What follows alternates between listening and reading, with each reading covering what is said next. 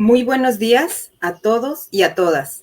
Bienvenidos al segundo ciclo iberoamericano de encuentros con especialistas denominado Un paso adelante de la educación remota de emergencia, repensar el sentido de las tecnologías, la escuela y la formación docente, organizado por la Organización de Estados Iberoamericanos y la Comisión Nacional para la Mejora Continua de la Educación.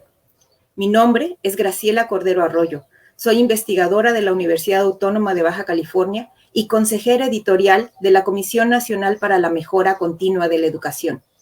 Agradezco su amable presencia y participación y a la OEI y a Mejoredu por continuar organizando estas mesas con especialistas para contribuir a la comprensión de este periodo de crisis para nuestros sistemas educativos.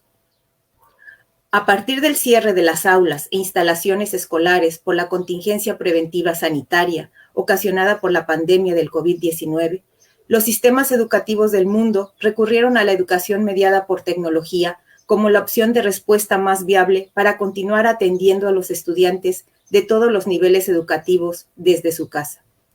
El tipo de educación que se impartió en este periodo se ha denominado educación remota de emergencia. El carácter de emergencia lo da el hecho de ser un ajuste abrupto e inesperado que afectó las prácticas escolares en todos los niveles educativos. La dimensión remota refiere al hecho de que se han utilizado las tecnologías de la información para continuar con las clases sin que esto pueda ser propiamente denominado educación en línea.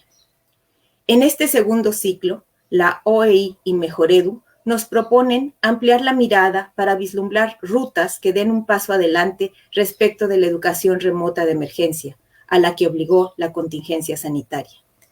El ciclo tiene como propósito reflexionar acerca de las relaciones entre formación, pedagogía y tecnología a partir de las experiencias y los aprendizajes de la educación remota de emergencia para perfilar una escuela y una formación docente renovadas y para pensar otras maneras de desarrollar procesos pedagógicos con los estudiantes e intervenciones formativas con los docentes en el marco de contextos singulares.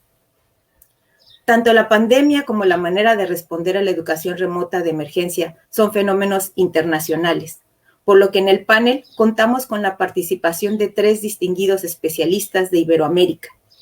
El panel lleva por título El vínculo pedagógico en entornos sociotécnicos, mediación y acompañamiento.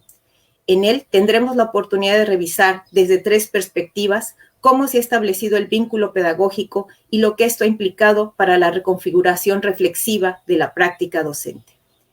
En el orden de presentación tendremos, en primer término, a la maestra María Teresa Lugo de la Universidad Nacional de Quilmes, Argentina, al doctor Carlos Eduardo Valderrama de la Universidad Central de Bogotá, Colombia, y al doctor Ignacio Rivas Flores de la Universidad de Málaga, España.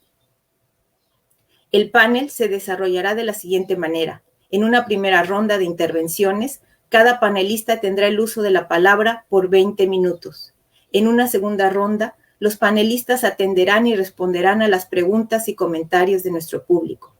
Esperamos con mucho interés sus participaciones. Les pedimos, por favor, que nos comuniquen sus participaciones a través del chat de YouTube y de Facebook Live, que están abiertos para tomar nota de todas sus inquietudes. Bien, vamos a iniciar con el panel del día de hoy. En primer término, tengo el gusto de presentar a la maestra María Teresa Lugo. Ella es licenciada en Ciencias de la Educación por la Universidad de Buenos Aires, Argentina, maestra en Nuevas Tecnologías aplicadas a la educación, especialista en planificación de políticas públicas educativas con especialización en tecnologías digitales. Es profesora asociada en la Universidad Nacional de Quilmes y directora del Centro Políticas Públicas en Educación, Comunicación y Tecnologías Digitales de la Universidad Nacional de Quilmes. Hasta marzo de 2021 fue coordinadora del secretariado de la Alianza Multisectorial Generación Única de UNICEF Argentina, dirigiendo el diseño e implementación de proyectos de conectividad en zonas vulnerables y de sistemas de información para la recuperación de estudiantes en el marco de la pandemia COVID-19. Actualmente, coordina el componente pedagógico del proyecto Creación de una escuela de ambientes digitales para formar técnicos superiores en carreras tecnológicas que se realice en Panamá. Durante 15 años, coordinó el área de proyectos TIC y educación del Instituto Internacional de Planeamiento de la Educación de la UNESCO. Es consultora de organismos internacionales, gobiernos nacionales y organismos multilaterales en temas de tecnología y educación como la UNESCO, OEA, BID, Plan Ceibal, entre otros. Agradecemos su presencia en este panel. Tiene usted 20 minutos para la presentación. Les recuerdo a nuestro auditorio que es muy importante y estamos a la espera de sus comentarios o preguntas vía el chat de YouTube y Facebook Live. Adelante, maestra, por favor. Hola a todos y a todas. Muchísimas gracias, Graciela, por esta presentación. Quiero agradecer muy especialmente la invitación en estos momentos donde es tan necesario estar juntos, a la doctora Patricia Aldana de la OEI, a la doctora Etelvina Sandoval de Mejoredu, a, por supuesto, Graciela, a Rodrigo Limón, que nos ha ayudado en todo lo que es el fuera de cámara, lo cual es muy importante para poder hoy estar aquí, a mis colegas panelistas, a los intérpretes especialmente, y a cada uno de ustedes participantes en este evento. Voy a tomar algunas de las cuestiones que desde mi punto de vista están interpelándonos en estos contextos tan inciertos, donde claramente nadie ha querido estar, pero estamos llevando adelante. Y para eso quiero compartir una frase de León Felipe que me viene acompañando estos últimos meses de pandemia, y que dice esto: voy con las riendas tensas y refrenando el vuelo, porque no es lo que importa llegar solo ni pronto, sino llegar con todos a tiempo. Creo que esta idea que me acompaña y que quería compartir con ustedes antes de iniciar mi presentación, tiene que ver con esta necesidad de articular estos tiempos comunes, los tiempos individuales, para poder pensar esta idea de futuros relevantes. De alguna manera la pandemia por el COVID-19 nos mostró este quiebre, algunos hablan de estallido en relación con las dimensiones tradicionales de espacio, tiempo, agrupamientos, esta educación remota en emergencia, esta idea de educación estallada, que me parece que nos viene acompañando en relación, por ejemplo, con la ruptura de las rutinas y de la vida cotidiana de cada uno de nosotros. Yo creo que pensar este panorama, este momento, este escenario inédito que estamos transitando, lleva a revisar en América Latina, y esto es mi perspectiva, que va a tener que ver con un trabajo para América Latina y el Caribe, al que vengo llevando adelante hace tantos años, donde lo que vemos que hay brechas y desigualdades preexistentes que con la pandemia se amplificaron. Evidentemente, y tomando esta idea de Naomi Klein de aprovechar el virus como un maestro y salir de la metáfora de la guerra que estamos escuchando en relación con el virus como un enemigo, yo les propongo que podamos reflexionar en estos minutos acerca de la posibilidad de desacelerar este modo de vida con el que veníamos en esta vieja normalidad, podríamos decir, este modo de vida, y llevar a una postura y a una propuesta de reparación a través de la solidaridad y restablecer nuestra relación con la comunidad, nuestra relación con la naturaleza, desde un lugar, y esto quiero resaltarlo, donde estamos identificando infancias y juventudes podría decir, entre la vulnerabilidad y la resiliencia. Creo que esta idea de América Latina, que como bien saben ustedes, no somos los más pobres, sí los más desiguales y los más heterogéneos, nos lleva a ubicar en primer lugar cuestiones de esta brecha vinculadas con la infraestructura y la conectividad insuficiente, y que mostró una necesidad muy creciente de tener este tema de agenda de las políticas públicas en los países de la región como una de las cuestiones clave.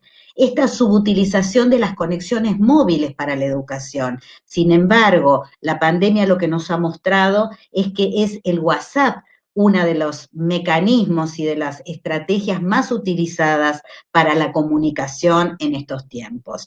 La baja apropiación tecnológica, tanto a nivel de las familias, porque aquí hay una cuestión central que es los hogares haciéndose, yo diría, factor clave del sostenimiento y la continuidad pedagógica. Y por supuesto un ecosistema de tech débil y fragmentado. Esto me refiero fundamentalmente a las soluciones tecnológicas, a las plataformas, que de alguna manera no estaban en sintonía con poder resolver a fondo los nuevos problemas que estábamos encarando. Pero también hay desafíos vinculados con la capacitación insuficiente para la implementación de tecnologías digitales para el aprendizaje. Esto aparece muy relacionado con lo que considero que es uno de los puntos centrales de las políticas, que es estas trayectorias estudiantiles interrumpidas o intermitentes que vamos a tener frente a la situación de la nueva normalidad. El virus es un espejo que muestra en qué sociedad vivimos, dice Chulhan, y lo quiero traer porque si pensamos que hoy en América Latina 1 de cada 2 chicos no cuentan con una computadora en su casa para fines educativos, menos de la mitad de los hogares tienen buena conexión a Internet, 3 de cada 10 no acceden a ningún tipo de conectividad domiciliaria, el 90% de quienes acceden a educación privada cuentan con Internet desde la casa, mientras que entre quienes acuden a las escuelas públicas no llega al 60%. De alguna manera, las previsiones hablan de 3 millones de estudiantes de distintos niveles educativos en el país que se verían desvinculados de la educación por el coronavirus. Es decir, estamos hablando de grandes perspectivas vinculadas con la pérdida de estudiantes. Por eso remarqué esta idea de sostener las trayectorias estudiantiles. Antes de la pandemia, si hablamos de la educación superior, en esta mirada de mosaico heterogéneo, solo el 19% de los programas se basaban en educación a distancia. Y en la pandemia, más de 26 millones de estudiantes y 1.4 millones de docentes pasaron súbitamente a un ambiente virtual para dar continuidad a estos procesos educativos. Esta idea que habla de garantizar la educación y que implicó, desde mi punto de vista, al menos 3 tipos de desafíos: tecnológicos, pedagógicos, pero también desafíos de contención emocional, tanto para los estudiantes, las familias y los equipos docentes y directivos. Este panorama que de alguna manera pone en primer lugar estas trayectorias interrumpidas o intermitentes, pero también la necesaria expertise para enseñar de manera remota en esto que se ha denominado escenarios híbridos y que combina estas instancias presenciales con virtuales y que nos van de alguna manera a acompañar, y creo que esto en algún punto es una gran oportunidad que tenemos por delante. Este estado de situación lleva a pensar en este acceso y baja apropiación y los desafíos tecnológicos y la necesidad de infraestructura tecnológica robusta para poder dar cuenta de algo que la CEPAL ha denominado la canasta básica digital. Esto es importante porque pone en primer lugar esta cuestión de la infraestructura. Pero esto no alcanza, como digo siempre, no es lo mismo tener un libro que saber leer. Estas políticas de sostenimiento, de distribución de dispositivos y de garantía de conectividad es esencial, pero no alcanza. Si pensamos que el cambio hacia el cual estamos transitando y que podemos pensarlo desde este lugar de oportunidad y de reparación, podríamos decir que tiene la forma de algunas dimensiones. Por ejemplo, a nivel de los marcos regulatorios, necesitamos modificar y mirar con atención esa legislación y estas normativas que muchas veces no habilitan la entrada de las tecnologías.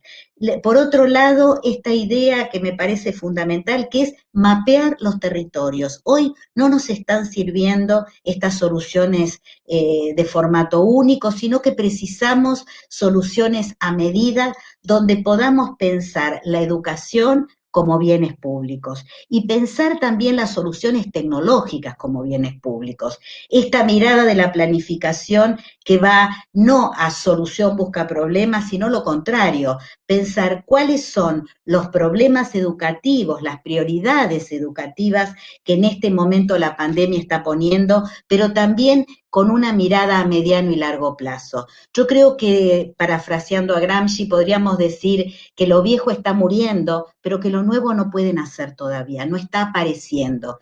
Y en ese sentido, la pregunta es qué hoja de ruta estamos necesitando. Si pensamos esta educación como bien público, si estamos mirando una mirada, yo diría, de construcción hacia los territorios, donde vemos a las tecnologías como oportunidades, a pesar de revisar algunas cuestiones que me parecen no menor, como de qué hablamos cuando hablamos de promover plataformas, los contenidos digitales, la seguridad en la red, cuestiones como garantizar la privacidad de los datos, cuestiones que ya veníamos conversando y que eran parte de la agenda de los países de la región, pero que hoy tienen un lugar fundamental. Yo creo que hoy el desafío que estamos teniendo y que vuelvo a la idea de León Felipe, es con todos y con todas, es poner en discusión la escuela de la prepandemia. De alguna manera, estas formas de la organización escolar hoy estalladas, estos tiempos, espacios, agrupamientos rígidos, la falta de flexibilidad, un currículum, podríamos decir, clasificado, esta tradición más enciclopedista, nos lleva a revisar el debate en función a si tenemos que restituir lo que había o estamos dispuestos a ensamblar de una manera diferente las piezas de la organización y la tecnología escolar para garantizar modelos mucho más heterogéneos, mucho más a la medida de los territorios, mucho más a la medida de los sujetos que hoy son estos nuevos estudiantes que tenemos en las aulas, con atención especial a aquellos que estamos perdiendo. Propuestas más integradas, proyectos educativos más justos e igualitarios y que nos permitan de alguna manera poder pensar estos modelos híbridos que indudablemente llegaron para quedarse, pero desde este lugar de aprendizajes relevantes, identificando problemas, focalizando en los desafíos y en las fortalezas, revisitando lo que podemos denominar este nuevo mapa de actores, con los agentes sanitarios formando parte, la familia, fortaleciendo los puentes con las comunidades y estas líneas de acción, porque de eso se trata, estas nuevas líneas de acción que identifican respuestas, que experimentan, que evalúan, pero que además tienen que tener una mirada atenta hacia el bienestar mental y físico, tanto de estudiantes, de familias, como docentes. Yo creo que este futuro, Boaventura de Sousa Santos dice que el futuro comienza ahora, de la pandemia a la utopía, es decir, esta bisagra que el COVID nos está poniendo, es de alguna manera la determinación que tenemos para ver cómo hacemos para que la universalización del acceso a las tecnologías digitales pueda generar una economía y una sociedad digital inclusiva. No quiero olvidarme, antes de cerrar, una cuestión fundamental que tiene que ver con la equidad de género. Un espacio como el de la tecnología, muchas veces reactivo a la inclusión de las mujeres y de las chicas, tanto en lo que hace al pensamiento computacional, a la posibilidad de la programación, a todo lo que es hoy el acceso a las tecnologías, pero también acordarnos de esta brecha de expectativas entre lo que los estudiantes están necesitando y lo que la oferta educativa les está ofreciendo. Yo creo que impulsar esta transformación digital de la educación va a tener que ver también con proteger los derechos humanos y de alguna manera animarnos como región, como países, repensar este modelo de gobernanza digital en un marco de bienestar digital. Creo y sin duda soy esperanzada en este sentido y pienso que esta manera de promover también confianza y seguridad digital y poder salir de esta metáfora del cementerio de PDFs hacia un modelo donde podamos mirar los contenidos digitales, imaginar un modelo relevante de educación, va a tener que ver con este desafío de articular estos futuros públicos y futuros individuales. De ahí pasa la cuestión desde mi punto de vista, y creo que estas conversaciones ampliadas, como las que estamos teniendo en este momento, donde gracias a la tecnología, pero también teniendo estos alertas, esta mirada crítica acerca de lo que la tecnología puede ofrecer y aquellas cuestiones que tenemos que revisitar, la privacidad de los datos, el acceso igualitario, cuestiones vinculadas con lo heterogéneo y todo lo que tiene que ver con esta mirada mucho más contextual y mucho más vinculada con los escenarios que tenemos por delante, es un poco algunas de las pinceladas que quería compartir en este momento. Así que muchísimas gracias.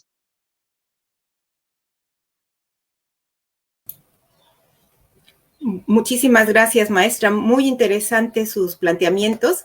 Creo que pues están exactamente en la línea del espíritu, del tema que la OI Mejor Edu quieren impulsar, cómo caminar hacia un futuro relevante. Me gustó mucho el concepto que usted utilizó. Y me parece que hace usted un diagnóstico muy interesante de lo que ha pasado en este proceso, en estos tiempos de la educación estallada, y de cómo es muy importante que nos preocupemos acerca de lo que está pasando con estas trayectorias estudiantiles que han sido interrumpidas por la pandemia. Creo que es un problema muy importante. Y me anima, me entusiasma, ¿no?, compartir con usted la idea de que hay que pensar hacia adelante y cómo las prácticas pedagógicas de emergencia son una oportunidad para revisar los modelos, crear nuevas condiciones e imaginar una escuela transformada donde las tecnologías maximicen las oportunidades de aprendizaje para todos.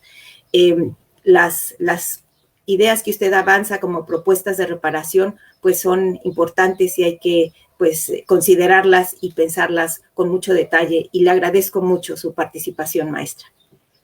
Vamos a continuar con el siguiente panelista para darle continuidad al panel. Es el doctor Carlos Eduardo Valderrama Higuera. Es profesor asociado e investigador de la Universidad Central de Bogotá, Colombia. Es sociólogo y maestro en sociología de la Universidad Nacional de Colombia. Cuenta con una especialidad en Sociedad de la Información y el Conocimiento de la Universidad Abierta de Cataluña. Es doctor en Comunicación de la Universidad Nacional de La Plata. Fue director de la especialización en Comunicación, y director del Departamento de Ciencias Sociales y decano encargado de la Facultad de Ciencias Sociales de la Universidad Central de Bogotá.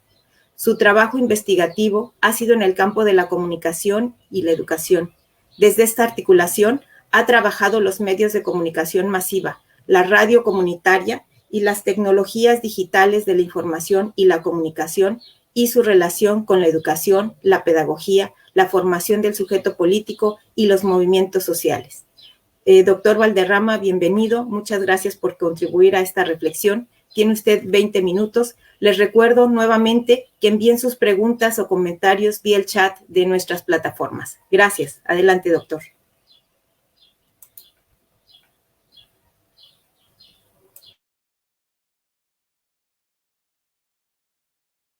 Doctor, no se le escucha. Perdón, ya.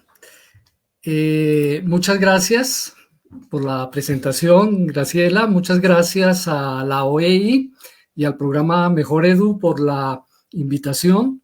Un saludo muy especial a mis colegas de panel.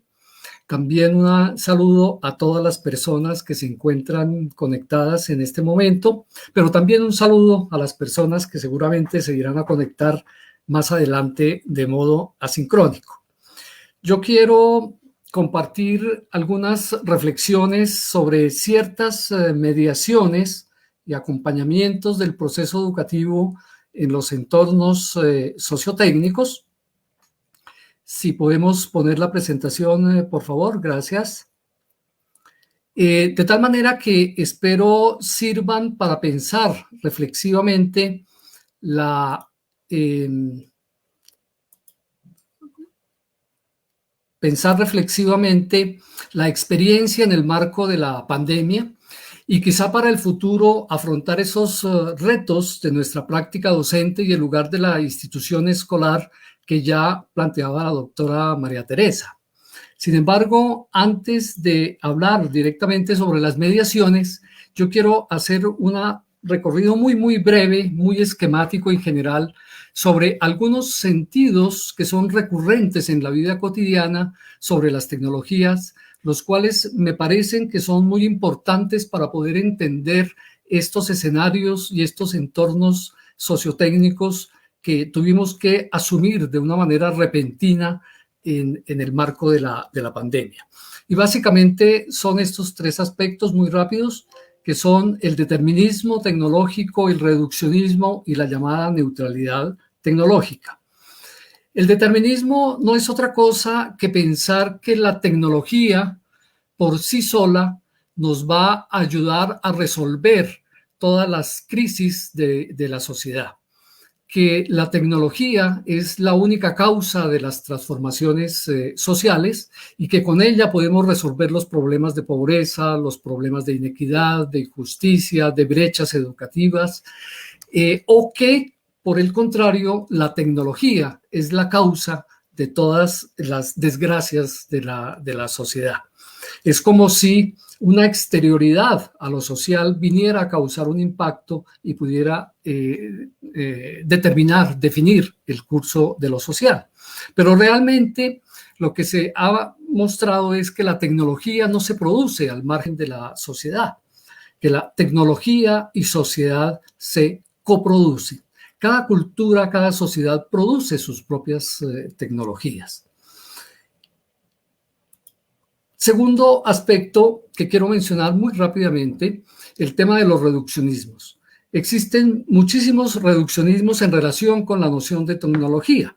A veces solemos pensar que las tecnologías son exclusivamente las herramientas, los aparatos, como se dice popularmente, los cacharros, la parte visible, pero la tecnología es mucho más que esos artefactos. También solemos pensar que la tecnología son los meros procedimientos, lo que en algunas ocasiones denominamos como las técnicas, ¿no? A la manera de la técnica del zapatero, la técnica del panadero, los procesos y procedimientos. Pero estas técnicas y procesos y procedimientos son solo una parte de la tecnología. Y finalmente, otro reduccionismo que me parece muy importante de hacer visible es pensar que la tecnología en general y las tecnologías en general se reducen a las tecnologías digitales de la información y la comunicación. Podemos hacer un experimento, seguramente más adelante, en el que hacemos una búsqueda por Google en imágenes. El principal proveedor hoy de información, de imágenes, representaciones en el mundo, al cual estudiantes, maestros y maestras recurrimos. Y al hacer una búsqueda solamente con la palabra tecnología, sin ponerle ningún apellido, nos arroja una información como la que tenemos en pantalla. Fundamentalmente, el 99.9% de las imágenes que nos arroja son imágenes de tecnologías digitales de la información y la comunicación. Esto es muy importante tenerlo en cuenta más adelante cuando hablemos de las mediaciones, que me parece que estos reduccionismos que circulan en los imaginarios de la sociedad y que promueve el principal proveedor de información y de imágenes y representaciones en el mundo hoy, trabajan con esta manera reducida de entender la tecnología. Bueno, muy bien. Y finalmente, de manera muy rápida, también solemos pensar o suele circular en la vida cotidiana la idea de que las tecnologías son neutras, política, ética y estéticamente. Ya desde muchos estudios, Landon Wiener y los estudios de ciencia, tecnología y sociedad, pues han mostrado cómo las tecnologías son inherentemente políticas. Landon Wiener dice, son en al menos dos sentidos inherentemente políticas las tecnologías, porque cuando se diseña, se promueve y se crea una tecnología, ya en sí misma lleva contenidos, unos fines, tiene unas intenciones también que están atravesadas por las relaciones de poder.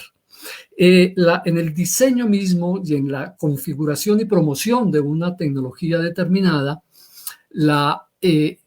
se sintetizan, ¿no?, un universo de valores éticos y también de estéticas. Las tecnologías jerarquizan conocimientos, jerarquizan relaciones, organizan de alguna manera o invitan a organizar el mundo de una manera determinada. De tal manera que ellas son políticas desde ese sentido.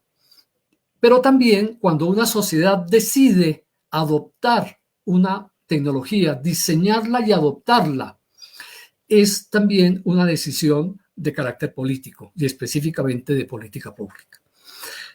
Pero a veces solemos contrarrestar, ¿no?, esa supuesta neutralidad desde una perspectiva moral, diciendo las tecnologías son buenas o son malas, que es una vieja discusión que ya a finales de los años 60 del siglo pasado, Umberto Eco expuso en su famoso libro Ni apocalípticos ni integrados, como una crítica a la escuela de Frankfurt sobre las industrias culturales. Pero yo pienso que tampoco podemos ver ni de una manera moral ni de una manera dual el carácter de las tecnologías. Más bien pienso que ellas deben ser entendidas como formando parte, como inscritas en las prácticas sociales y en nuestro caso en las prácticas pedagógicas, junto con los distintos actores, las relaciones, los universos de sentido compartido, etc. Bien, eso muy rápido, ofrezco disculpas por el esquematismo, pero me parece que era importante sentar estos 3 punticos en relación con esas nociones que circulan en nuestra vida cotidiana sobre la tecnología. Para hablar ahora sí específicamente de algunas mediaciones. Yo considero que en el proceso pedagógico convergen 3 tipos de mediaciones que siempre han estado ahí, pero que hoy, con la reconfiguración del ecosistema comunicativo y con la emergencia propiciada por la crisis sanitaria del COVID, se hicieron muchísimo más visibles, si se quiere, o por lo menos nos llaman la atención para asumir una reflexión sobre ellas. Por una parte, la mediación tecnológica, la mediación cultural y la mediación pedagógica. Convergen las 3, se traslapan y que esta división que podemos hacer es únicamente una división de carácter analítico. La mediación tecnológica. Miren, ella creo que opera a partir de una serie de ampliaciones que ya algunas también mencionó la profesora María Teresa. Amplía las espacialidades y las temporalidades. Con la educación remota, el tiempo escolar se flexibiliza. El componente asincrónico gana protagonismo y los ritmos de aprendizaje se modifican. El tiempo escolar se confunde y se traslapa con los tiempos del hogar, con los tiempos del ocio. Y algo similar ocurre con las espacialidades. El espacio escolar, como decía la profesora María Teresa, estalla, se descentra, incluso el espacio físico en los tiempos de la pandemia desapareció y se trasladó a la casa, al hogar, y literalmente se metió en las camas. Yo creo que muchos de nosotros y nosotras tuvimos la experiencia y la constatación de que nuestros estudiantes y nuestras estudiantes en algunas ocasiones asistieron a nuestra clase en pijama. Pero también no solamente se trasladó al hogar, sino que también se trasladó a la nube, al espacio de la virtualidad, con más fuerza.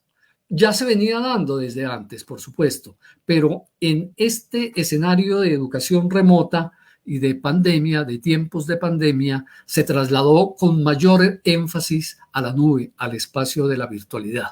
De tal manera que el espacio físico no solo se descentra del espacio escolar de la institución escolar hacia los hogares, sino que se amplía a ese espacio emergente de la virtualidad.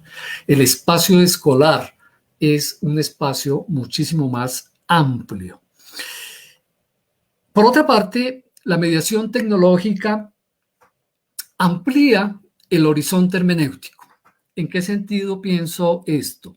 En que el mayor acceso a la información, a los datos de diverso orden y de diversa calidad, por supuesto, el mayor contacto con referentes culturales diferentes a la cultura propia inmediata de los agentes y los actores educativos, el mayor acceso a referentes éticos y estéticos de culturas globalizadas o en proceso de globalización o incluso de culturas localizadas, ha permitido que tanto estudiantes como nosotros, maestros y maestras, tengamos un equipaje, tengamos más herramientas para leer, comprender e interpretar el mundo, para comprender e interpretar nuestros contextos. Y en ese sentido es que hablo de que la mediación tecnológica nos amplía el horizonte hermenéutico. Estas dos expansiones, ¿no?, las del horizonte hermenéutico y la ampliación de los espacios y las temporalidades, amplía la experiencia subjetiva del proceso pedagógico. Y cuando hablo de experiencia aquí, me refiero en el sentido que la planteó el profesor Jorge La Rosa, quien estuvo en la sesión inaugural de este ciclo, que hace algunos años planteó la experiencia como eso que me pasa, es decir, una exterioridad que pasa pero que no pasa de largo, sino que se incorpora en la subjetividad y que constituye un acontecimiento y que transforma al sujeto, en este caso a los sujetos pedagógicos. De tal manera que la experiencia también, gracias a esa mediación tecnológica, se amplía considerablemente en el proceso. Pero aquí vale la pena volver a alguno de los comentarios que hice al comienzo. Las tecnologías no son neutras. Y para el caso de Internet, por ejemplo, los algoritmos orientan nuestra experiencia de interacción con los contenidos. Internet nos circunscribe, nos orienta, nos condiciona. Así como nosotros como maestros y maestras escogemos unas lecturas, escogemos unas cartillas, definimos en una salida pedagógica a dónde llevamos a nuestros y nuestras estudiantes, Internet también nos organiza y nos condiciona nuestra experiencia de interacción con los contenidos y con las pantallas. En relación con las mediaciones culturales, no me voy a detener mucho en ellas, simplemente se refiere a las condiciones previas de un sujeto pedagógico situado, es decir, a sus condiciones de género, sus condiciones de etnia, étnicas, de edad, de clase, de espiritualidad, que son condiciones muy heterogéneas, diversas, múltiples, y que estoy seguro que para muchos y muchas de ustedes que han seguramente se han distanciado de esa pedagogía tradicional bancaria que llamó Paulo Freire, pues saben que son absolutamente importantes en unas propuestas pedagógicas diferentes a esa pedagogía bancaria y que aluden a lo que Paulo Freire llamó el universo vocabular del estudiante o del sujeto pedagógico. Por eso no me detengo mucho, pero solo quiero reseñar que estas mediaciones que yo llamo culturales, lo interesante es que entran a mediar la mediación de las tecnologías, porque nosotros nos relacionamos con las tecnologías de manera muy diferente. Todos y cada uno tenemos una relación muy diversa con las tecnologías, de acuerdo precisamente a esas condiciones de sujeto situado. Y finalmente, la mediación pedagógica, que hoy ya no es exclusiva del maestro o la maestra. Quizás nunca lo ha sido, pero hoy se ha descentrado muchísimo más. En la pandemia y con la educación remota y la configuración de estos, pongámosle comillas, nuevos escenarios sociotécnicos, intervienen más agentes educativos, madres, padres, hermanos o hermanas mayores, otros miembros de la familia, pero también otros productores de contenido en red, los llamados influencers, youtubers. Hoy en Internet encontramos millones de videos, de tutoriales, muchísimos de ellos con muy buena calidad, con muy buena factura comunicativa, con muy buenas propuestas pedagógicas y con muy buenos contenidos. Muchísimos otros no tanto, pero están ahí y están, digamos, haciendo una labor y una mediación de carácter pedagógico. Todo lo anterior nos lleva, todo lo que hemos dicho, nos lleva entonces a considerar que efectivamente se ha acentuado en algunos casos o han emergido en otros una ampliación de referentes de todo orden, referentes políticos, éticos, estéticos, culturales, una descentración y una modificación de los espacios-tiempos del proceso pedagógico, una densificación de las relaciones y de los vínculos entre los distintos agentes y una complejización en ese sentido de los procesos pedagógicos que, si bien ya estaban ahí presentes, la pandemia y la educación remota que tuvimos que asumir de emergencia, pues nos hizo más evidentes y nos planteó una serie de retos que justamente lo que quisiera invitar es a que pensemos reflexivamente cómo asumimos esos retos. Para ir finalizando, son algunas preguntas que quiero dejar planteadas para provocar la conversación, pero también para trabajar quizás de manera reflexiva más adelante. Nuestros gobiernos nacionales, regionales o locales, y quizás nosotros mismos, pensamos que la salvación frente a la pandemia, a la emergencia sanitaria y para salvar el año escolar o el semestre fueron las tecnologías. Y muy pronto pudiéramos decir nos estrellamos. Nos estrellamos porque se hizo evidente las grandes brechas digitales, no solo en términos de acceso a Internet, sino en términos también de destreza, si se quiere, de competencias. Recurrimos inmediatamente entonces, en aquellos casos en que no había acceso a Internet y no había posibilidad de usar las tecnologías digitales, a las tecnologías analógicas. En muchos países y en muchas regiones de algunos de los países se elaboraron apresuradamente cartillas a las tecnologías, volvimos a las tecnologías analógicas de alguna manera, volver.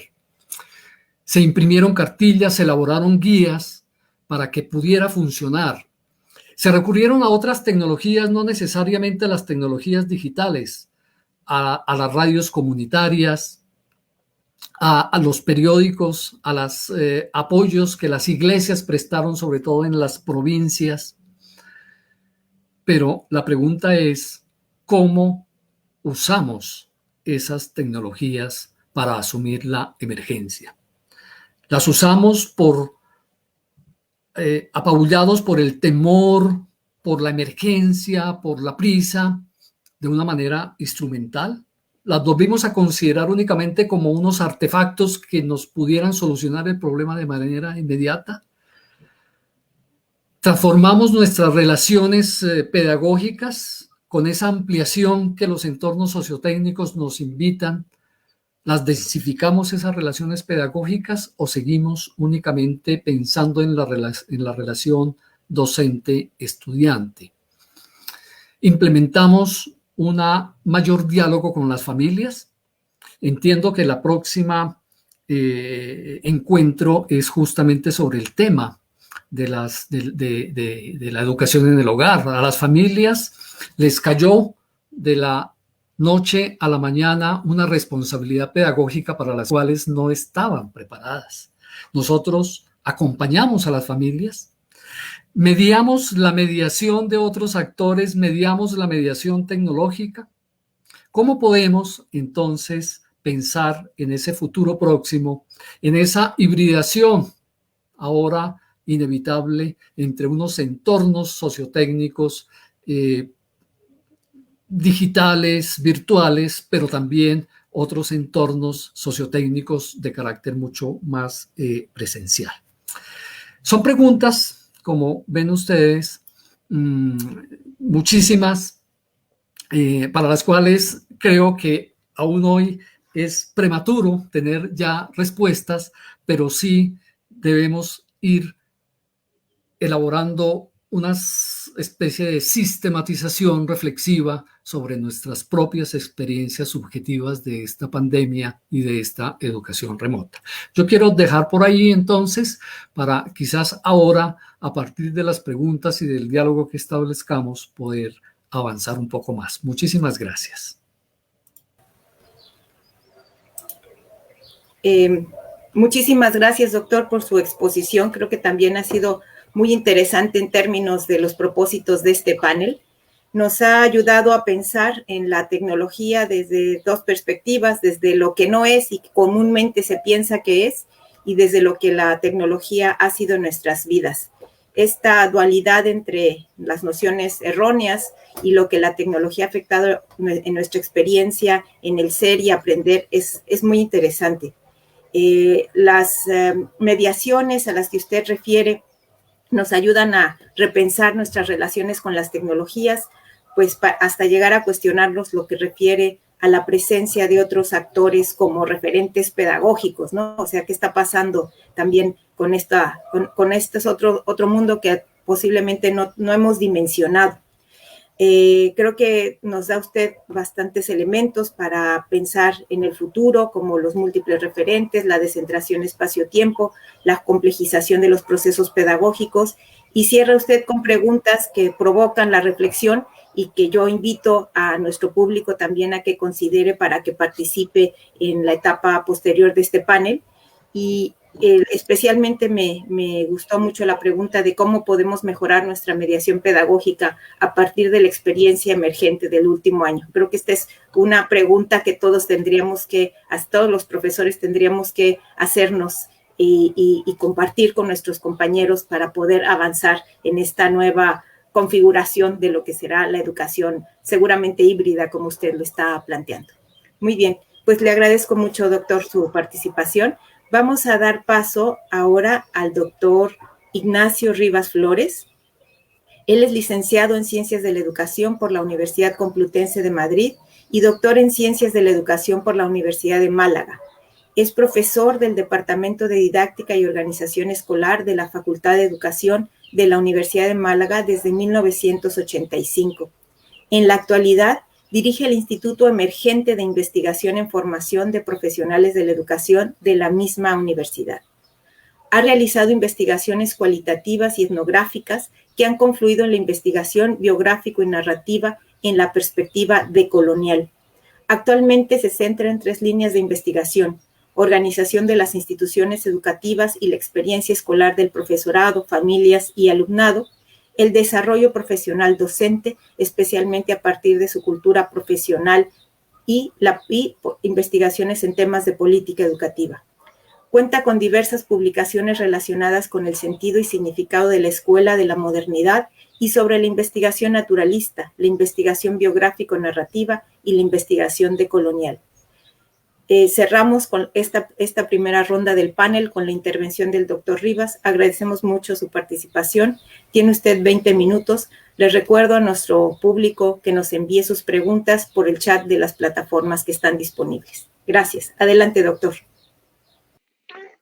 Muchísimas gracias y muchísimas gracias a los organizadores y organizadoras de este evento, en especial a Etelvina, por haberme invitado, y bueno, por supuesto también a Patricia, a Rodrigo, a Graciela, que está haciendo, digamos, de guía en esta presentaciones y a mis compañeras, a María Teresa y a Carlos, que me acompañan en el panel. Muchísimas gracias a todas y a todos en un tema tan relevante, tan sugerente y de tanta actualidad como este que nos concita reunirnos aquí ahora, ¿no? Que es un tema realmente importante.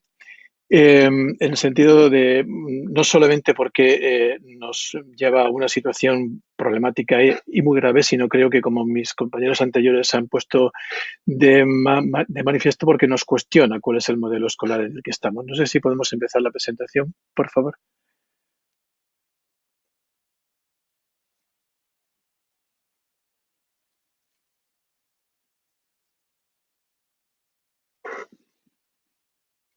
Está.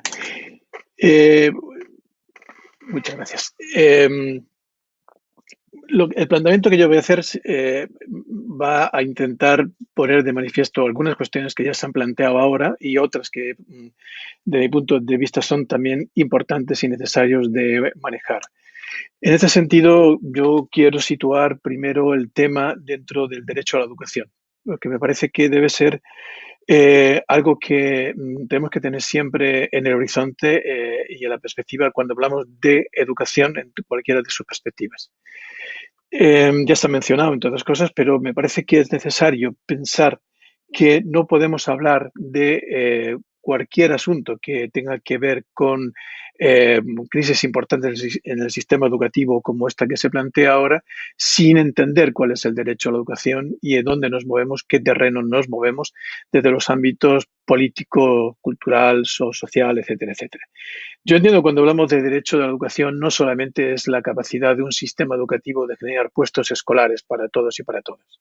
Cuando hablamos de derechos de la educación me refiero a generar condiciones para un ejercicio igualitario y equitativo y justo del acceso a la educación por parte de todos los sujetos, independientemente de cuál sea su condición social, económica, cultural, física, mental, etcétera, etcétera.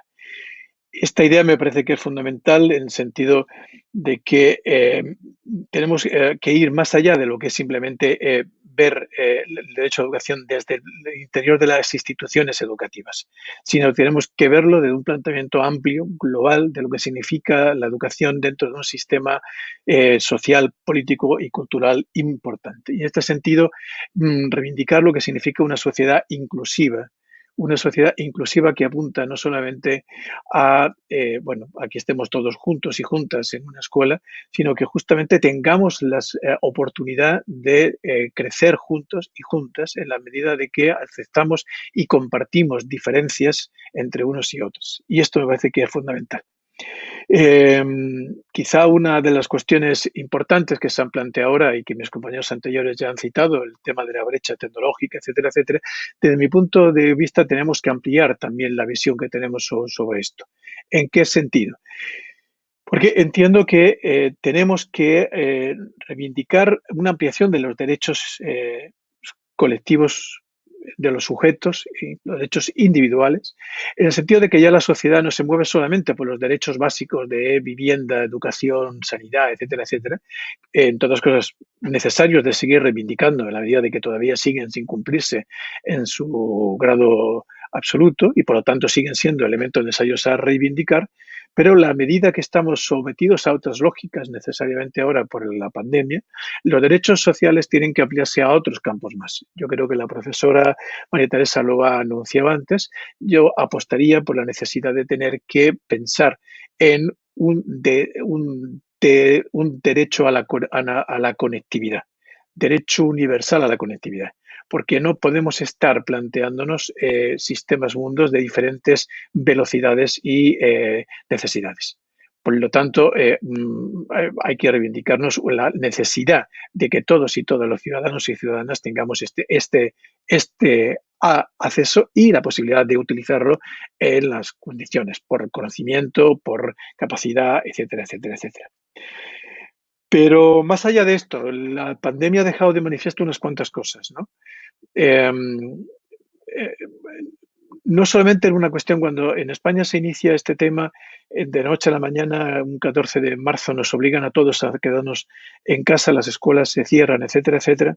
Nosotros tenemos una serie de colegios con los que colaboramos, que trabajamos y con los que llevamos una serie de proyectos, y en este espacio de la pandemia se nos plantea la necesidad de hacer un seguimiento del estudiantado de alguno de estos centros. Más allá del hecho de que haya brecha digital, de que haya unas condiciones de accesibilidad o no accesibilidad de los datos, de que haya conectividad, buen uso o mal uso de los medios tecnológicos que tenemos, falta de recursos tecnológicos en las casas. Cuando empezamos a hablar con los chicos y las chicas y las familias, en muchos casos lo que nos dicen es, bueno, a mí no me importa ahora si el niño ha hecho la tarea o no, si ha tenido posibilidad de conectarse o no. Mi preocupación es que tenemos que comer hoy.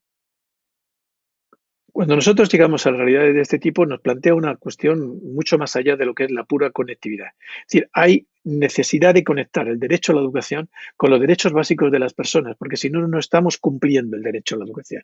Cuando la situación de pandemia deja al descubierto este tipo de, digamos, de miserias del sistema educativo y miserias de la sociedad en definitiva, no podemos dejar de mirar mirar, o sea, no podemos mirar hacia otro lado, sino que tenemos que poner el foco realmente en su sitio. O sea, hay un mundo en el que la conectividad, la tecnología permite, digamos, un disfrute amplio, sin problemas, diversificado de las tecnologías, pero hay otro mundo que no solamente es que no accedan, es que ni siquiera se plantea la necesidad de acceder porque hay otras necesidades perentorias. Esto de cara a los derechos de la infancia me parece que es fundamental entender qué es lo que significa, ¿no? Y en este sentido, entonces, el planteamiento de lo que significa una escuela democrática, entendida no solamente como una escuela que se gestiona democráticamente, sino que atiende a la construcción de una ciudadanía. En este sentido, creo que es importante. Si la situación de emergencia social que nos planteamos con la pandemia reconstruye y nos pone el foco en otro tipo de cuestiones mucho más evidentes y perentorias. En este sentido, creo que tampoco podemos dejar de olvidar lo que significa, lo que ha significado el proceso de la tecnologización en cuestión de tan poco tiempo de la sociedad, asociado a lo que son las políticas neoliberales ligadas con las prácticas de las tecnologías. Las mayores subidas en bolsas, en las bolsas nacionales de cualquier estado en este momento, o de las bolsas más importantes de Nueva York, Londres, etcétera, las subidas más importantes han sido de las tecnológicas. Han sido de Google, han sido de Microsoft, han sido de este tipo y de Amazon, evidentemente, ¿no? Esto significa cosas, ¿no? Significa cosas porque al final algo que se reivindica como el derecho universal a poder tener el disfrute de todo este tipo de medios está ligado también a, digamos, una serie de políticas económicas neoliberales fuertes, ¿no? En este sentido, creo que tenemos que también poner el foco crítico sobre lo que significa esto, que no es un rechazo a las tecnologías, no es un rechazo a lo que significa el mundo de las tecnologías, sino pensar y también empezar a valorar el sentido que esto tiene en una dimensión más amplia y global, en definitiva. Es importante. Por otro lado, creo que tenemos que revisar cuáles son los modelos escolares sobre los cuales se están desarrollando estas prácticas escolares emanadas de la pandemia, ¿no? Porque me parece que ha habido un intento de sustitución de lo que era la presencialidad en educación a lo virtual. Es decir, aquello que estábamos haciendo en lo presencial, ahora lo reproducimos en lo virtual. Sin tener en cuenta lo que significa como un medio diferente, por lo tanto, que la experiencia cultural, social, educativa, que se pone en juego, en este caso, es totalmente distinta y cambia absolutamente cuáles son las condiciones en las que se desarrolla, en definitiva. Parece que esto es fundamental. Y esto, lo que ha dejado al descubierto, yo creo, ha sido entre otras muchas, ¿no? Pero tres cosas importantes. Lo primero, se ha nombrado ya hoy también, el excesivo énfasis en los contenidos como contenidos preconfigurados, ¿no? Los famosos, digamos, paquetes curriculares, el currículum preestablecido, etcétera, etcétera, etcétera. La mayor preocupación de profesorado, políticos educativos, gobernantes y familias era que los chicos, las chicas no perdiesen contenido con el hecho de la presencialidad, con la no presencialidad, que no pierdan los contenidos. Bueno, ¿qué significa no perder los contenidos, ¿no? En un contexto, ¿vale?, en que quizá lo que nos debemos de pensar es qué contenidos son los que tenemos que tener en la escuela. Al final redundaré un poquito más en este tema. La segunda cuestión que ha dejado el descubierto en cuanto a los manuales escolares es que estamos centrados en las tareas. No es nuevo. Yo creo que una de las críticas fuertes al sistema educativo es este activismo, por decirlo de alguna forma, excesivo. Es decir, el niño o la niña centrado en realizar tareas en el cole, tareas en casa. La ficha, la lección, el ejercicio que tiene que hacer, a menudo sin sentido. Simplemente por el puro ejercicio de la tarea, como si el ejercicio de la tarea garantizase un aprendizaje. Cuestión alto vana ya, conocemos que esto no funciona así y que el aprendizaje tiene otra serie de dimensiones mucho más amplias y complejas.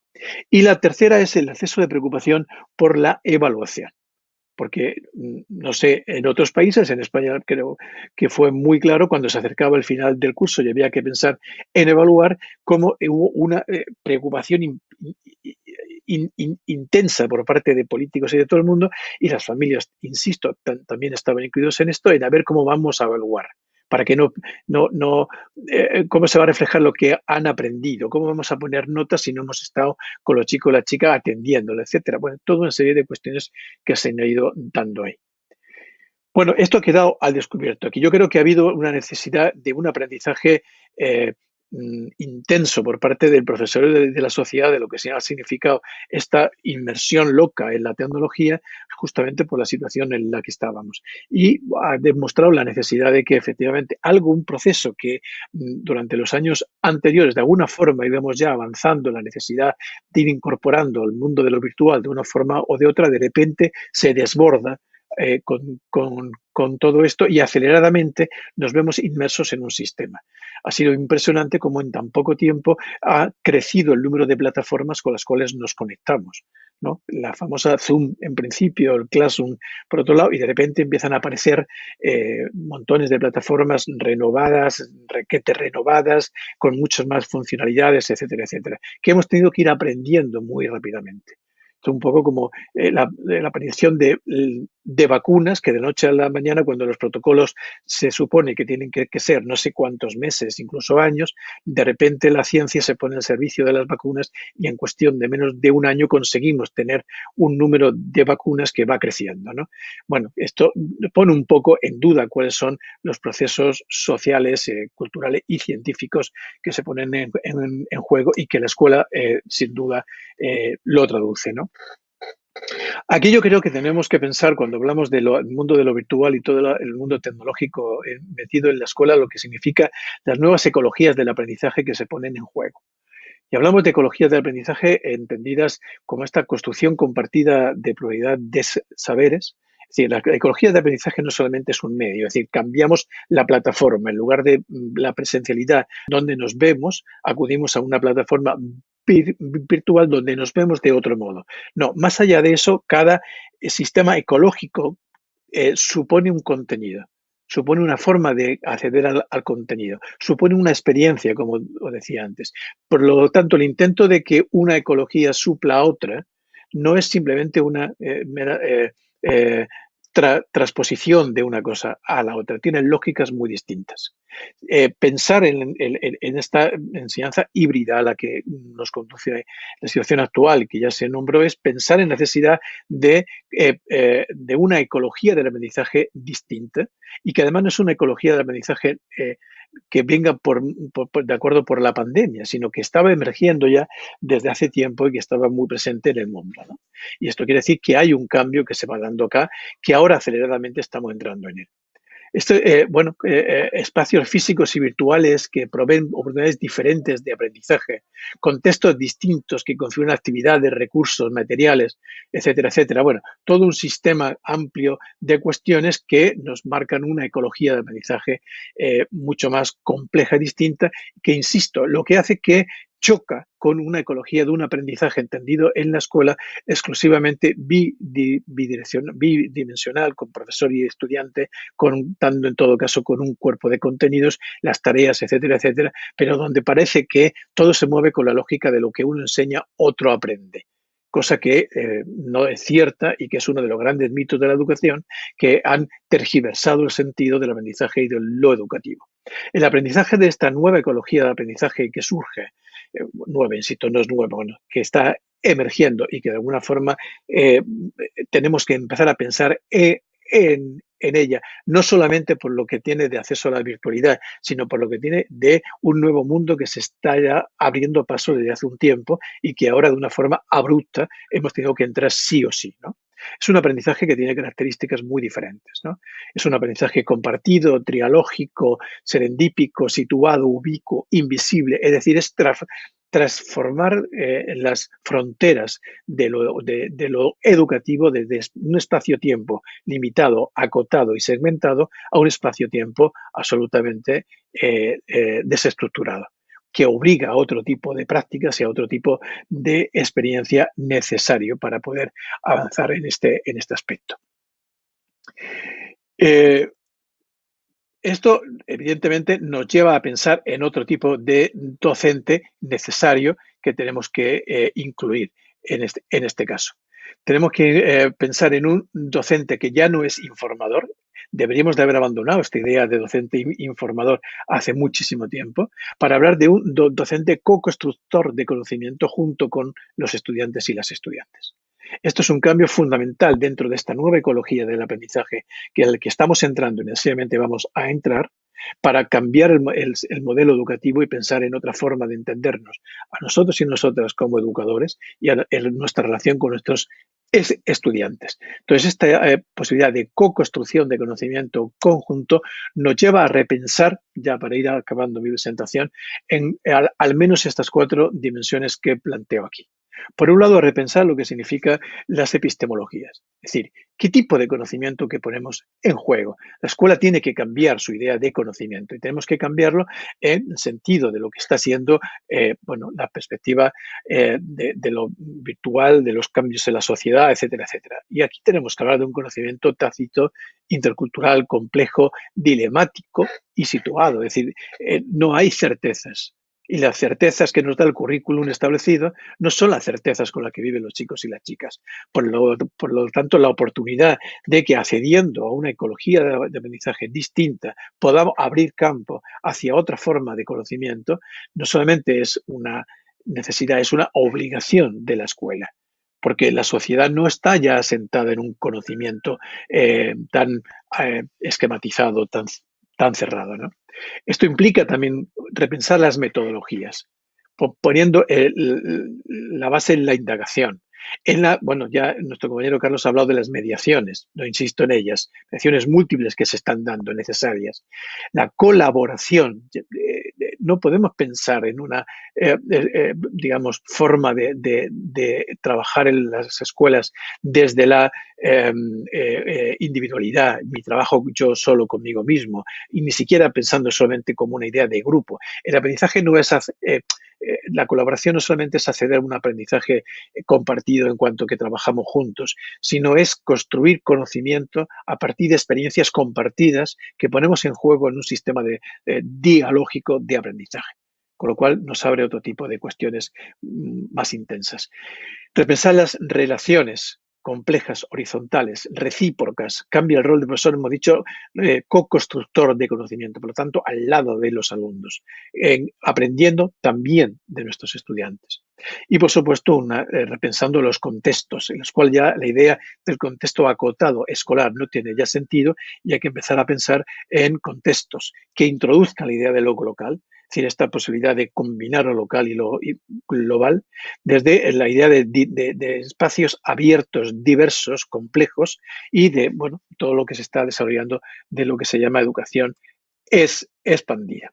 Con esto termino, creo que estas son las notas que quería indicar de este cambio necesario que tenemos que ir dando al modelo educativo. O sea, no solamente en cuanto a lo que implica de pandemia, sino que implica necesidad de cambiar de modelo. Muchísimas gracias.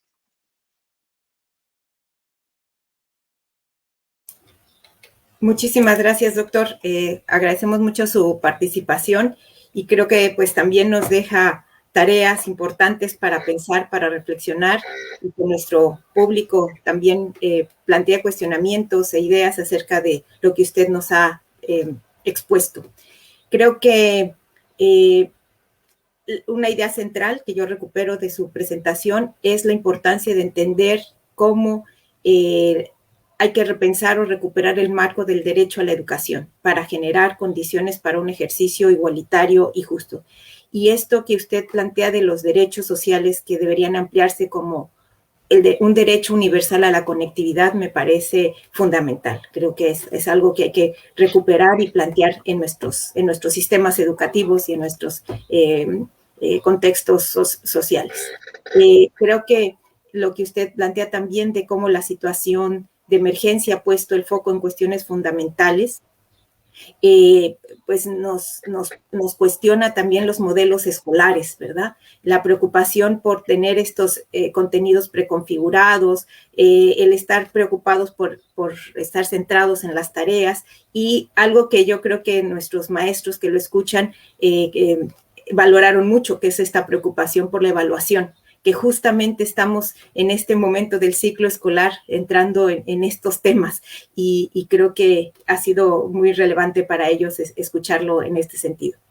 El concepto que usted revisa, el de nuevas ecologías del aprendizaje, me parece que junto con la idea de las temáticas que nos invita usted a repensar, nos invita a pensar en la formación del profesorado, ¿no? O sea, cómo vamos a orientarnos para repensar estas epistemologías, estas metodologías, relaciones, contextos en el marco de estas nuevas ecologías, cómo vamos a proponer, ¿no? También no solo vamos a repensar la educación, sino cómo vamos a formar a los maestros de manera inicial y continua para digamos, dimensionar estas nuevas ecologías del aprendizaje con todas las temáticas que usted nos plantea. Le agradecemos mucho su participación. Vamos a pasar a las preguntas, que tenemos muchas preguntas del público. Vamos a hacer una selección, como ustedes saben, pues lamentamos que tiene que ser una selección de las preguntas, pero vamos a intentar darle cabida a las preguntas que nos han llegado por ambas plataformas. Voy a hacer las preguntas de manera dirigida para que sea más fácil focalizar en nuestros panelistas. Empezaría por la maestra María Teresa, para hacerlo en el orden que está de sus intervenciones. Mire, maestra, hay varias preguntas escogidas para usted. Dice, el uso de las tecnologías presenta retos, entre ellos aprender a usar el recurso y aprender a usarlo como medio para promover los aprendizajes de los estudiantes. ¿Cómo empatar ambos retos cuando se suma la variable de las desigualdades de aprendizaje existentes? Y otra que también yo creo que puede ser para usted es cómo contribuir a sostener también las trayectorias formativas de las y los docentes que ahora no tienen acceso a oportunidades de formación continua en entornos virtuales. Muchas gracias, maestra. Bueno, súper interesante las presentaciones de los colegas del panel, enriquecen mucho y uno aprende mucho con todo esto. Muy interesantes también los comentarios de los participantes, estaba leyendo rápidamente y realmente hablan de algunas recurrencias y algunas cuestiones a tener en cuenta. Yo creo que en primer lugar aparece este lugar de las tecnologías hoy, tecnologías digitales en relación con la pandemia, como una oportunidad, como dije al comienzo, pero fundamentalmente para aprender más, podríamos decir para aprender mejor, pero también para aprender de una manera diferente. Y desde ese lugar me parece que tenemos algunas pistas. A ver, esto que podemos decir experiencias significativas y relevantes, esta necesidad de potenciar los entornos de aprendizaje para que puedan realmente producir experiencias significativas y relevantes. También me parece que la cuestión pasa por aquellas cuestiones que sabemos o que hay evidencia también, es decir, partir de ciertas evidencias. Concretamente, sabemos que funcionan las comunidades de práctica, las redes de profesores, que alrededor de 30 horas de trabajo o de formación fuera del centro escolar equivalen a 3 horas específicas dentro de la comunidad educativa, 33. O sea, cuánto más relevante es pensar dispositivos de formación vinculados con las comunidades, con las redes, con todo lo que hace a la formación situada. Esa sería una de las cuestiones. También hice algún comentario muy al pasar sobre el tema de los contenidos. Yo creo que esta idea de que una buena clase es más que dar tareas, que comentaba el ponente, también digamos, tiene que ver con pensar las propuestas desde, podríamos llamar, es mucho más conversación, construcción común de conocimiento, espacios de confianza, todo lo que habla al codiseño de actividades. Yo creo que estos son tiempos de escuchar con fuerza qué es lo que están necesitando nuestros estudiantes y también poder acompañar ese proceso desde este lugar, más que de contenidos, como bien se ha dicho, pensarlos más como un elemento para la colaboración, la comprensión y sobre todo para la acción.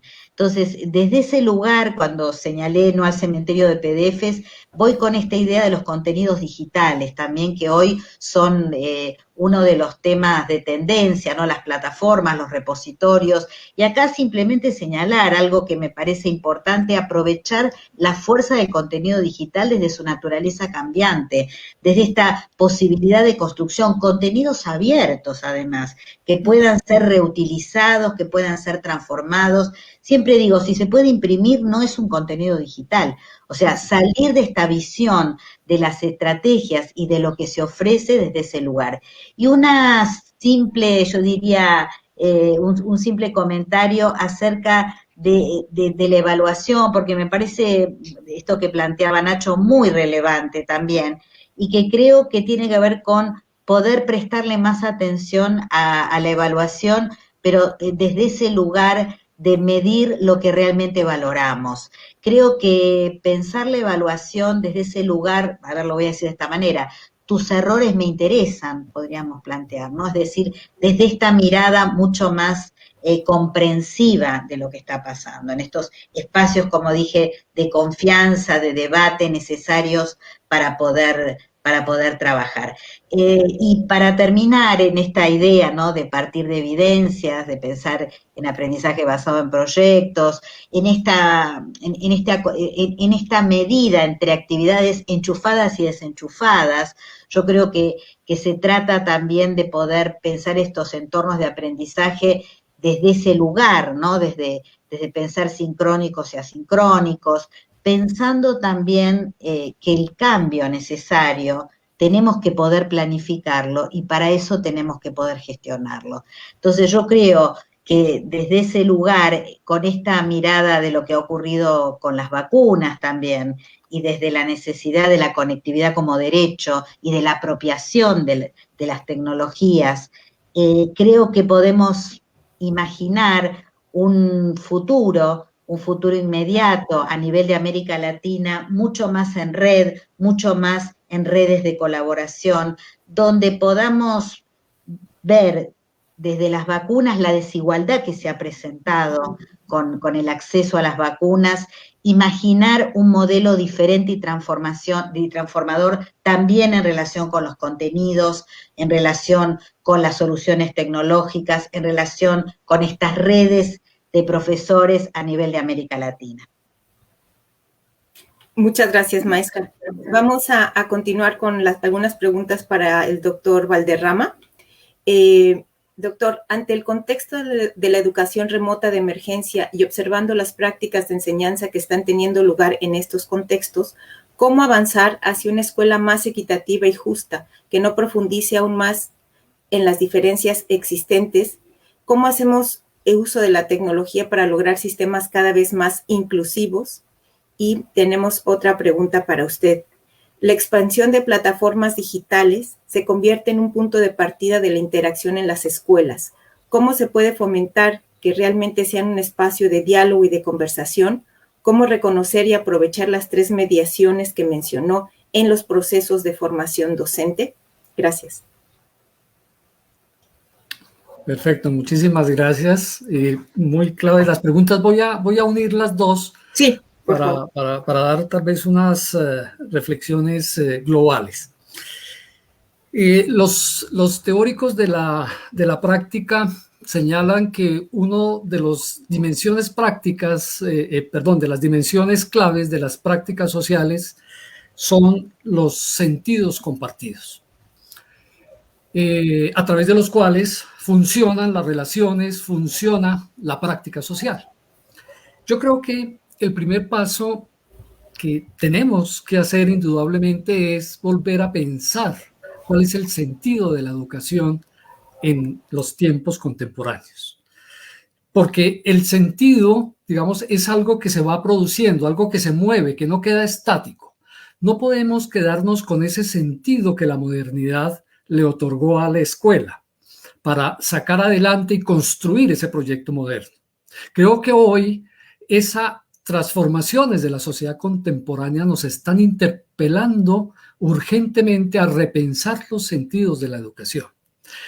Y por esa vía, entonces, empezar a pensar la transformación de nuestras propias prácticas pedagógicas, como lo han venido señalando María Teresa e Ignacio. Transformar las relaciones pedagógicas sacándolas de la exclusividad unidireccional de estudiante-maestro y poder empezar a reconocer al otro, a los otros, reconocer las diferencias, reconocer los distintos saberes que están en juego en la sociedad contemporánea, que no son solamente los saberes de la institución escolar. Tenemos nosotros un constreñimiento, que son las políticas públicas, y la institucionalidad nos señala unos currículos y unas líneas de acción, pero tenemos que hacer estallar esas direccionalidades. Tenemos que reconocer la diferencia para poder establecer un diálogo de saberes y un diálogo entre las distintas culturas. Y me parece que ahí justamente las tecnologías de la información y la comunicación, digitales y analógicas, pueden jugar un papel muy importante e ir más allá de su función, de una función instrumental como transmisoras de información o como unos instrumentos que nos hacen más eficientes y eficaces los procesos pedagógicos. Por otra parte, yo creo que que estoy completamente de acuerdo en la necesidad de la democratización de la educación. Ese es el primer punto, indudablemente, estoy de acuerdo. Pero hay un peligro, y es pensar que para democratizar esa educación, la solución está en las tecnologías, exclusivamente. Y en las tecnologías digitales de la información y la comunicación, exclusivamente. Yo creo que si vamos a pensar en una democratización usando las tecnologías, debemos pensar en una diferenciación y heterogeneidad de las tecnologías. Internet no funciona en la selva, no funciona en nuestros llanos orientales en Colombia. Allí tenemos que implementar otras tecnologías que pueden ser tan valiosas como las tecnologías digitales de la información, para que efectivamente sea democrático y no caigamos en un totalitarismo tecnológico, que es lo que nos impone justamente la sociedad de mercado y el neoliberalismo. Entonces me parece que justamente frente a la pregunta de cómo hacerlo más democrático, tenemos que pensar en la democratización también de las tecnologías, que no pasan solamente por el acceso a ellas, sino por una diferenciación y un atemperamiento de estas tecnologías a nuestros entornos situados y concretos locales.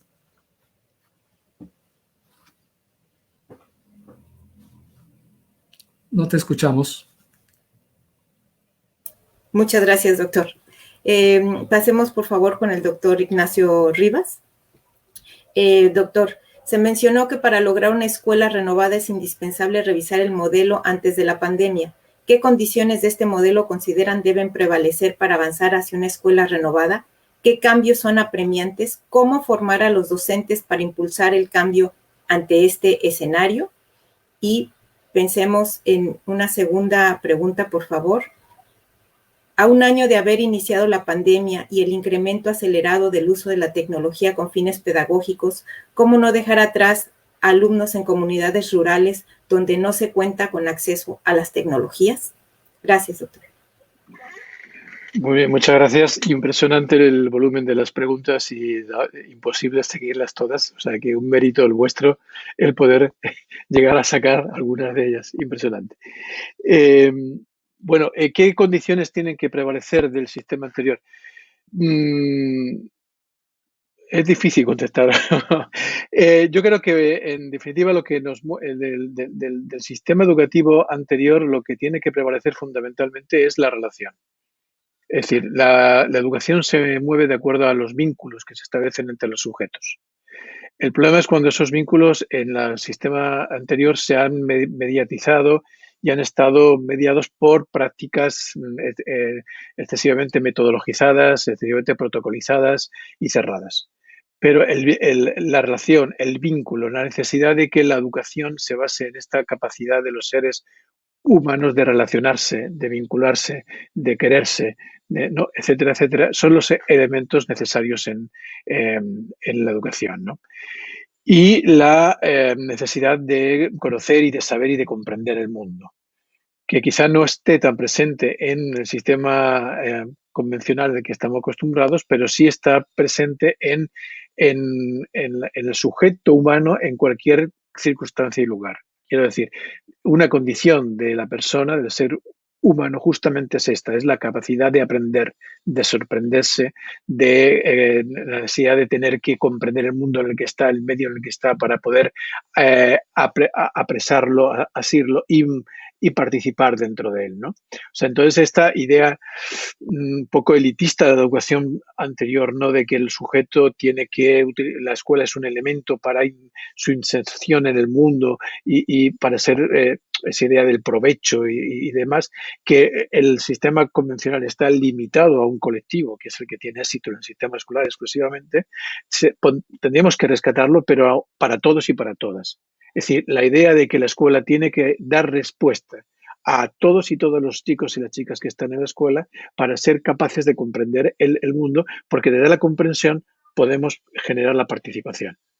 Y la participación es lo que nos convierte en ciudadanos y ciudadanas y con la posibilidad de ser sujetos activos, no solamente sujetos, digamos, aislados, dependientes, colonizados, etcétera, etcétera. Son elementos importantes. Por lo tanto, ¿qué cambiamos de aquí? Pues tenemos que cambiar todo esto que he dicho antes.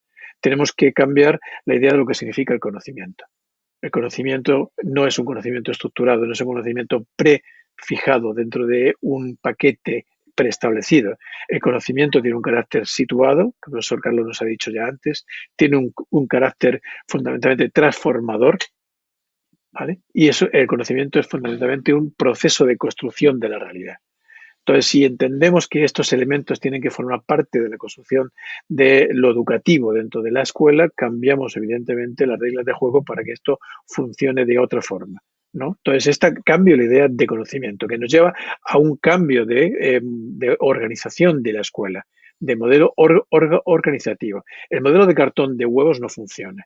O sea, eso de que cada uno metido, digamos, en su curso, en su nivel, en su agrupamiento. Esto es la herencia de la modernidad que antes nos apuntaron, pero que no tiene sentido ya. O sea, tenía un sentido cuando había un mundo estructurado, clasificado, tasonómico, que la gente lo aceptaba porque era el modo de estar y participar, con toda la controversia social, política y económica que supone esto, ¿no? Pero en este momento no podemos pensar el mundo de esta forma, tan tasonomizada. Al contrario, yo creo que justamente la diversidad, la mezcla, la hibridación, etcétera, etcétera, son elementos constitutivos de la realidad actual. Y por lo tanto, la escuela tiene que incorporarlo esto. No podemos estar sometidos a esta lógica espacio-temporal cerrada y estructurada. Por tanto, la posibilidad de abrirnos a entornos más amplios, de romper la estructura de un grupo cerrado, el pensar en una escuela abierta al mundo, abierta a la colectividad y abierta a el mundo en general, como las tecnologías nos permiten de alguna forma, ¿no? Etcétera, etcétera.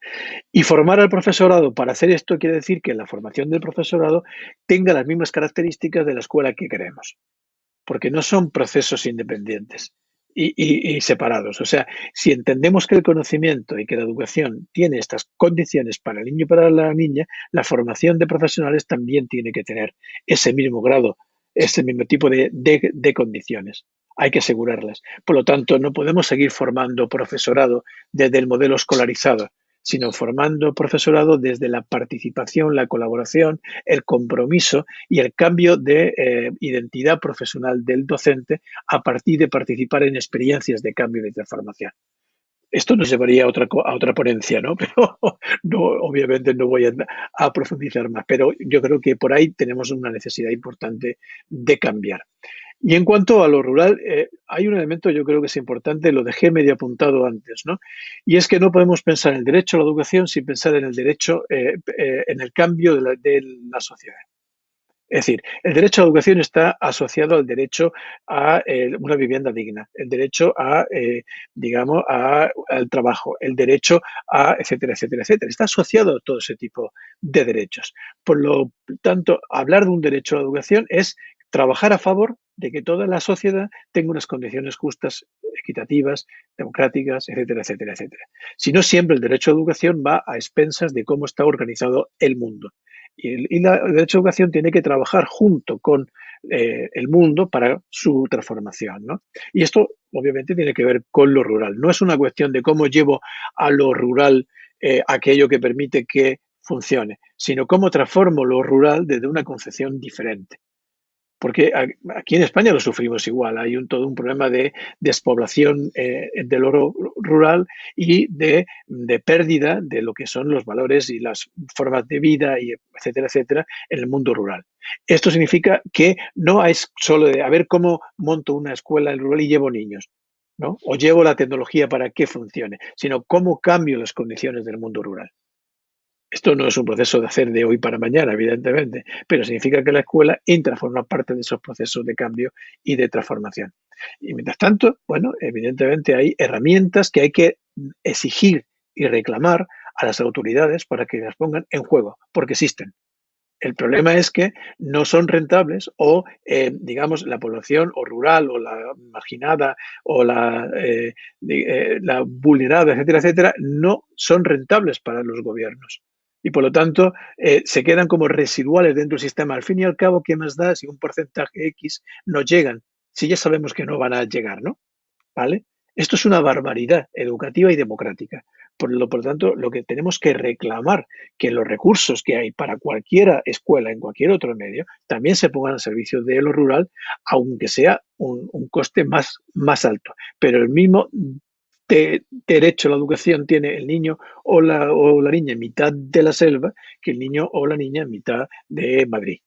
O sea, es el mismo, de lo que el gobierno tiene que garantizar que esas condiciones se estén dando. Muchas gracias, doctor. Pues vamos a proceder al cierre del panel. Sé que habría mucho más que comentar, que platicar, que reflexionar, pero bueno, pues el tiempo nos marca que estamos por cerrar. Ha sido una experiencia muy enriquecedora.